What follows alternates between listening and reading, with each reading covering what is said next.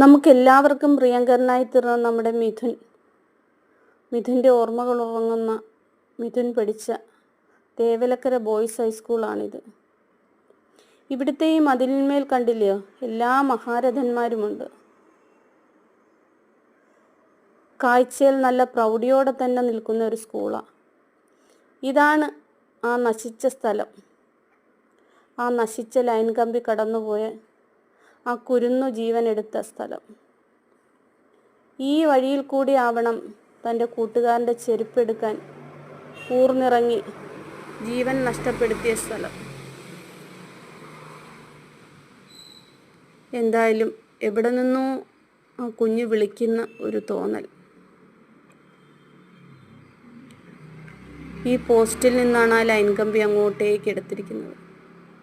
ഇപ്പോഴും മീഡിയക്കാർ ഒരുപാട് പേരുണ്ട് ഇതിൻ്റെ മുമ്പിൽ. ഏഷ്യാനെറ്റും കൈരളിയും മാതൃഭൂമിയും എല്ലാവരും ഉണ്ട്. ആരൊക്കെ എന്തൊക്കെ പറഞ്ഞാലും അവൻ്റെ കുടുംബത്തിനുണ്ടായ നഷ്ടം നികത്താൻ ആർക്കും പറ്റില്ല, ഒരു കാലത്തും പറ്റില്ല.